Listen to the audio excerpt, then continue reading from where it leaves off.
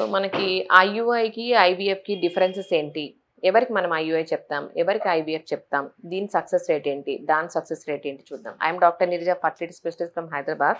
So మనకు 2 standard treatments ఉన్నాయండి with proven success rate. ఒకటి ఐయుఐ, ఇంకొకటి ఐవీఎఫ్. సో ఐయుఐ అంటే ఇంట్రాయూట్రైన్ ఇన్సెమినేషన్, ఐవీఎఫ్ అంటే ఇన్విట్రో ఫర్టిలైజేషన్. 2 స్టాండర్డ్ ట్రీట్మెంట్స్, దేనికి తగ్గట్టు దానికి సక్సెస్ రేట్ ఉంది. సో ఐయుఐ తీసుకుంటే మనం will give more of tablets ఇస్తాం అనమాట. So will add some injections. So ఎందుకంటే ఎగ్ క్వాలిటీ పెరగడానికి టాబ్లెట్స్ ఇంజెక్షన్స్ యాడ్ చేస్తాం. సో మనకి ఐవీఎఫ్లో హోల్ ప్రాసెస్లో ఇంజెక్షన్సే ఉంటాయి. ఎందుకంటే ఐవీఎఫ్ ఐయుఐతో పోల్చుకుంటే కొంచెం costly procedure and success rate ఎక్కువ కాబట్టి మనకు క్వాలిటీ బాగుండాలి కాబట్టి ఫుల్ ఆఫ్ ఇంజెక్షన్స్ ఇస్తాయి. So it's very simple procedure, office based procedure IUI. So IVF కొంచెం మనకు ఇన్వేజివ్ మెథడ్ అనమాట. అంటే ఒక అనస్థీషియా ఇచ్చి మనం ఎగ్స్ అన్ని రిట్రైవ్ చేస్తామన్నమాట. IUI blind procedure. ఐయుఐలో మనం ఏం చేస్తాము, హస్బెండ్ సెమన్ కలెక్ట్ చేసుకుంటాం, ప్యూరిఫై చేస్తాము, మంచి క్వాలిటీ ఉండే స్పర్మ్స్ తీసుకొని గర్భసంచిలో వదిలేస్తాం. సో ఈ పాతంతా బైపాస్ చేసి గర్భసంచిలో వదిలేస్తాం. సో స్పర్మ్స్ అవంతకంతే వెళ్ళి ఎగ్ని పట్టుకోవాలి, ఫర్టిలైజ్ చేయాలి. సో మనకు ఫర్టిలైజ్ అవుతుందా లేదా అనేది తర్వాత మానిటర్ చేయలేం. It's a blind procedure. మనకు ఐవీఎఫ్లో ఏమవుతుంది, మనం ఎగ్స్ కలెక్ట్ చేసుకుంటాం, ఓవరీస్లో నుంచి ఎగ్స్ కలెక్ట్ చేసుకుంటాం, స్పర్మ్స్ కలెక్ట్ చేసుకుంటాం అండ్ ఎగ్ స్పర్మ్ మనం ఫర్టిలైజ్ చేస్తాం. Will make them fertilize and will prepare babies, embryos. We can see the embryos అనమాట. సో ఇది ప్రూవన్ 100% ఫర్టిలైజేషన్ అవుతుంది. దీంట్లో మనకు ఫర్టిలైజ్ అవుతుందా లేదా తెలియదు. అండ్ సక్సెస్కి వస్తే ఐయుఐ సక్సెస్ మనకు ఒక 3-4 సైకిల్స్ ఐయుఐ తీసుకుంటే 15 to 20% సక్సెస్ మాత్రమే ఉంటుంది. మనకి ఐవీఎఫ్ తీసుకుంటే 40 to 55% సక్సెస్ ఉంటుంది. అంటే మన క్రైటీరియా, పేషెంట్ ఏజ్ అవన్నీ ఇంపార్టెంట్ కాబట్టి అదర్ ఫ్యాక్టర్స్ కూడా చూసుకుంటే ఇట్ రేంజెస్ బిట్వీన్ 40 to 55% అనమాట. And IUI is very simple procedure, office based procedure. ఏం కాంప్లికేషన్స్ ఉండవు, సైడ్ ఎఫెక్ట్స్ ఉండవు.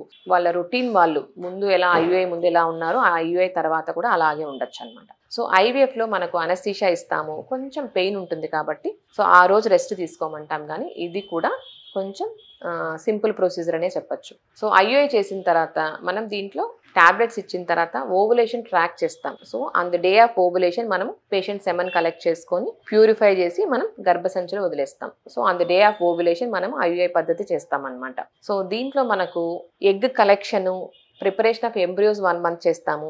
అది ఫ్రీజ్ చేసిన తర్వాత ఆ నెక్స్ట్ మంత్ మనము ఫ్రోజన్ ఎంబ్రియో ట్రాన్స్ఫర్ అంటాం. సో మళ్ళీ మనము ఆ ఎంబ్రియోస్ రిట్రైవ్ చేసి థా చేసి ఫ్రీజింగ్లో ఉన్నటివి థా చేసి మళ్ళీ మనం ఇన్సర్ట్ చేసినట్టు అవుతుంది అనమాట. సో ఇది కొంచెం లెంతీ ప్రాసెస్ అని చెప్పాలి. ఇది మనకు ఓవులేషన్ తర్వాత 2 weeksలో రిజల్ట్ వస్తుంది ఐయుఐ. సో ఐవీఎఫ్లో మనం 1 month ఎంబ్రియో ప్రిపరేషన్ చేస్తాము, ఆ నెక్స్ట్ మంత్ మనం ఎంబ్రియోస్ పెడతాం అనమాట.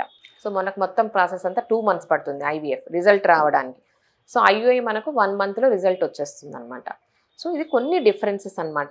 So 2 proven treatments. So patient క్రైటీరియాని బట్టి మనం కొంతమందికి ఐయుఐ అడ్వైస్ చేస్తాం, కొంతమందికి ఐవీఎఫ్ అడ్వైస్ చేస్తాం.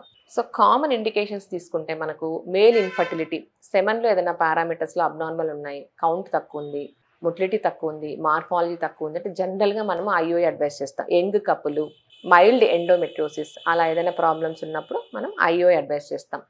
లేదు సివియర్ ఓట్స్, చాలా కౌంట్ మేల్ స్పర్మన్ పారామీటర్స్ చాలా అబ్నార్మల్ ఉన్నాయి, ఐయుఐ పద్ధతి ఫెయిల్ అయింది, చాలా 3-4 ట్రీట్మెంట్స్ ఐయుఐ ఫెయిల్ అయినాయి, ఏజ్డ్ కపుల్ 35 years వాళ్ళు వచ్చారు, ఇంకా సివియర్ ఎండోమెట్రోసిస్ ప్రాబ్లము, ఇంకేదైనా మేజర్ ప్రాబ్లం, జెనెటిక్గా ప్రాబ్లం ఉంది, ఎంబ్రియో టెస్టింగ్ ఏదైనా చేయాలి, లేదు డోనార్ ఎగ్స్ వాడాలి, లేదు సరగేట్కి వెళ్ళాలి అన్నప్పుడు మనకు వేరే ఆప్షన్ ఉంటుంది, వీళ్ళకు ఐవీఎఫ్ అడ్వైస్ చేస్తూ ఉంటాం. So the IUI indication separate ఉంటాయి, ఐవీఎఫ్ ఇండికేషన్ సపరేట్ ఉంటాయి. Thank you.